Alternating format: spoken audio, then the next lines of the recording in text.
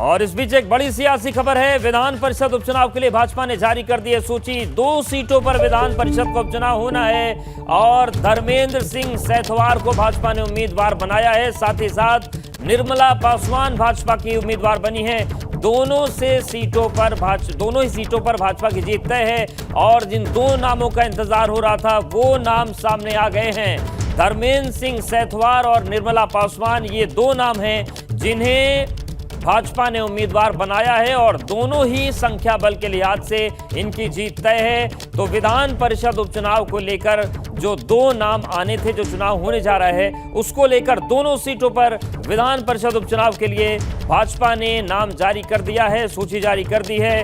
धर्मेंद्र सिंह सेथवार और निर्मला पासवान को प्रत्याशी बनाया गया है। शैलेश हमारे साथ जुड़ गए। शैलेश, ये जो 2 नाम सामने आ रहे हैं, इनके बैकग्राउंड के बारे में क्या जानकारी मिल रही है? कौन लोग हैं, किस तरीके का इनका कार्यकाल रहा है?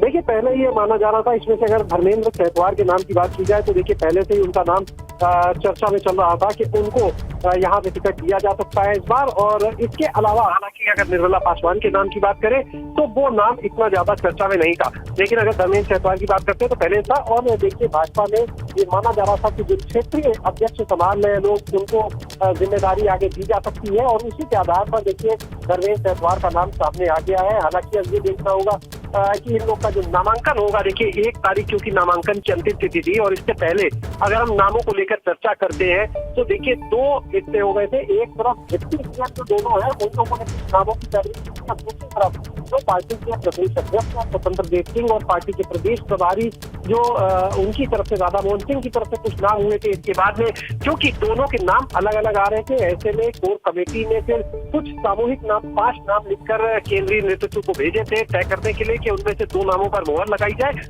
और उसके बाद अब केंद्रीय नेतृत्व ने उन नामों में से इन 2 नाम पर मोहर लगा दी है। और इसमें अगर बात करें तो धर्मेंद्र सिंह सेथवार को और दूसरे निर्मला पासवान को पार्टी ने उम्मीदवार बनाया है एमएलसी चुनाव के लिए। बिल्कुल, शैलेश हमारे साथ बने रहे।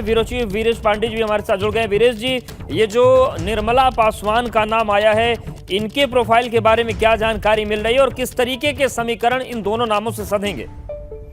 देखिए, निर्मला पासवान अवधेश आप के इलाके की हैं, प्रयागराज की हैं और दलित हैं और ऐसे में महिला भी हैं। तो एक साथ दलित, महिला और खासकर जो पासी समाज है वो भारतीय जनता पार्टी का, दलित में भी पासी समाज भारतीय जनता पार्टी का कट्टर समर्थक रहा है और अपने इस दलित वोट बैंक को साधने की कोशिश भारतीय जनता पार्टी ने निर्मला पासवान के जरिए किया है। और साथ ही जो धर्मेंद्र सिंह सेथवार की आप बात कर रहे हैं, पिछड़ी जाति के आते हैं। धर्मेंद्र सिंह भारतीय जनता पार्टी के गोरखपुर क्षेत्र के अध्यक्ष हैं और इनके नेतृत्व में आजमगढ़ का जो लोकसभा का उपचुनाव हुआ है उसमें जो जीत हुई है उसका इनाम दिया गया है। और एक और खास बात दर्शकों को बता दूं, जो पूर्वांचल से संबंधित नहीं है, गोरखपुर से संबंधित नहीं है, उनके लिहाज से मैं बताऊं कि योगी आदित्यनाथ उत्तर प्रदेश के मुख्यमंत्री के सबसे विश्वस्त, जी हाँ, गोरखपुर में सबसे विश्वस्त, पूर्वांचल में सबसे विश्वस्त जो कैंडिडेट हैं, व्यक्ति हैं, उनका नाम है धर्मेंद्र सिंह। और धर्मेंद्र सिंह शिक्षक हैं और एमएससी किए हुए हैं, पीएचडी किए हुए हैं, बड़े पढ़े लिखे हैं, बड़े ही सौम्य चेहरे हैं, बहुत ही सरल हैं। लेकिन आजमगढ़ का जो उपचुनाव हुआ है उनके देख रेख में हुआ है और उसका इनाम मिला है और योगी आदित्यनाथ के वीटो से, यानी योगी आदित्यनाथ की इच्छा से उन्हें टिकट मिला है। ये टिकट तो योगी आदित्यनाथ का है। इससे जो भारतीय जनता पार्टी को जानता वो ये जानता है कि ये टिकट तो योगी आदित्यनाथ की इच्छा से ही मिला है। और निर्मला पासवान की अगर हम बात करें तो प्रयागराज में निर्विवाद छवि है, महिला, दलित हैं और खासकर बहुत ही सौम्य मृदुभाषी और महिला मोर्चा में उन्होंने काम किया और ऐसे में उनको इनाम मिला है।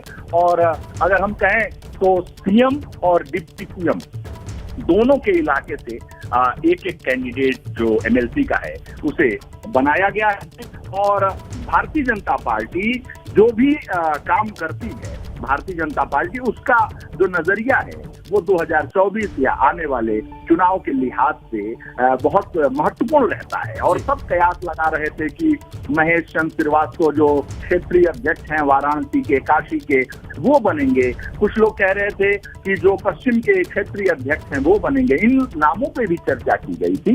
जो अवध के क्षेत्रीय अध्यक्ष हैं उनके नामों पे भी चर्चा की गई थी, लेकिन अंततः बाजी मारने वाले यही दो लोग हैं।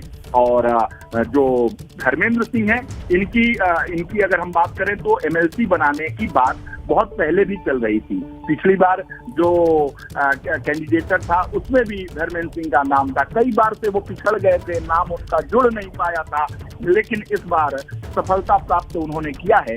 और निर्मला पासवान को भी जो टिकट मिला है, ये महिलाओं को, दलितों को, पिछड़ों को साधने की भारतीय जनता पार्टी की एक कवायद है। भारतीय जनता पार्टी 2024 के लक्ष्य की तरफ बढ़ चुकी है और अपने एक एक एक्टिविटीज से, एक एक मूवमेंट से वो 2024 को किसी भी तरीके से लक्ष्य 75 पार करने की जो कवायद है उसकी तरफ भारतीय जनता पार्टी बढ़ रही है। भारतीय जनता पार्टी का कोई भी काम, कोई भी टिकट, कोई भी मूव जो है वो बिना लक्ष्य के नहीं होता, अकारण नहीं होता, उसका कारण होता है। और कारण ये है कि दो लोगों को जो बनाया गया है, पिछड़ा, महिला, दलित, इस दो सीट के जरिए भारतीय जनता पार्टी ने संदेश देने की कोशिश की है, समाज में कोशिश की। और भारतीय जनता पार्टी की इस समय की जो राजनीति है वो पिछड़ा बाहुल्य राजनीति है, दलित बाहुल्य राजनीति है। क्योंकि भारतीय जनता पार्टी में अगर हम देखें तो इस वक्त अगर आप अंदर खाने बात करेंगे तो एक जो पिछड़े, अति पिछड़े, शोषित, वंचित, दलित, इस बिरादरी को आगे लाकर लीडरशिप सौंपने का काम भारतीय जनता पार्टी कर रही है। क्योंकि उसका ये मानना है कि जो सवर्ण समुदाय के मतदाता हैं वो स्वाभाविक वोटर्स हैं भारतीय जनता पार्टी के, वो तो भारतीय जनता पार्टी को वोट करेंगे ही करेंगे। ऐसे में पिछड़ों को, दलितों को साधा जाए जो 24 में वोट के लिहाज से ज्यादा भारतीय जनता मतलब पार्टी, ये जो वीरेश जी दो नाम सामने आए हैं, कुल मिलाकर ये स्पष्ट है कि जो 50% का लक्ष्य है या फिर जो पिछड़े हैं, जो यादव जाटव की बात हो रही है या फिर पिछड़ों को साधने की बात हो रही है, वही रणनीति आगे बढ़ रही है। और इन दो नामों पर भी जिम्मेदारी अब बढ़ जाएगी ज्यादा, क्योंकि इन्हें पार्टी ने भरोसा करके इनको इनाम दिया है। निश्चित रूप से जो ये वर्ग है, इस वोटर्स को, इनकी संख्या भी ज्यादा है। भारतीय जनता पार्टी का देखिए, मैंने कहा कि भारतीय जनता पार्टी को इस बात की पूरा भान है कि जो सवर्ण मतदाता है वो भारतीय जनता पार्टी के पक्ष में मतदान करते हैं। इतिहास गवाह है इस बात का। और अगड़ों की पार्टी का आरोप लगाया जाता है विपक्ष की तरफ से, तो जाहिर सी बात है जो समुदाय भारतीय जनता पार्टी का वोट बैंक नहीं रहा है उसको साधने की कोशिश भारतीय जनता पार्टी कर रही है। हालांकि सैंथवार बिरादरी की अगर हम बात करें तो पूर्वांचल में गोरखपुर के आसपास के क्षेत्र में इस बिरादरी का बाहुल्य है। महाराजगंज हो, कुशीनगर हो, देवरिया हो, गोरखपुर हो, बस्ती हो, तो ऐसे में ये जो मतदाता है ये भारतीय जनता पार्टी का स्वाभाविक वोटर रहा है, इसमें कोई दो राय नहीं है। लेकिन धर्मेंद्र सिंह को इनाम मिला है।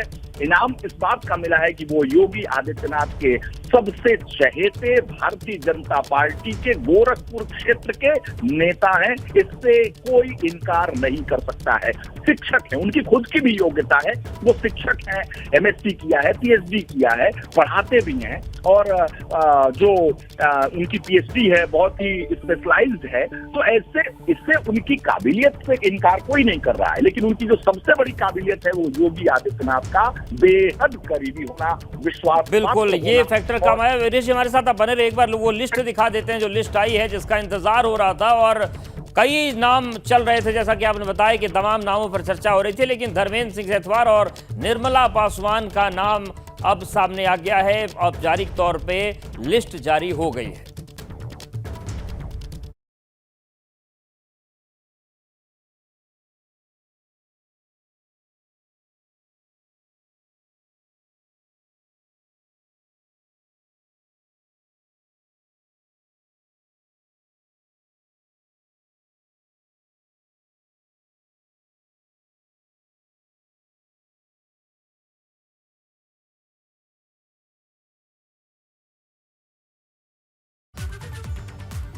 तो देखा आपने, ये तस्वीरें भी हमने आपको दिखा दी, लिस्ट भी दिखा दी। 2 नाम उत्तर प्रदेश के हैं, एक नाम कर्नाटक का है और भाजपा महिला मोर्चा की नेता है निर्मला पासवान। वही धर्मेंद्र सिंह सेथवार का क्या पूरा राजनीतिक करियर है, किस तरीके की समीकरण है, वो वीरेश जी ने बताया।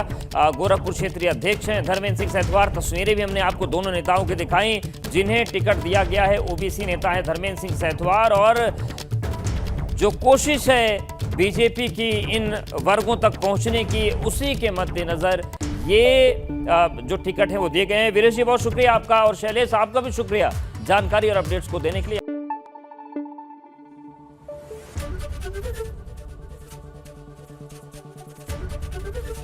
एबीपी गंगा, खबर आपकी, जुबान आपकी।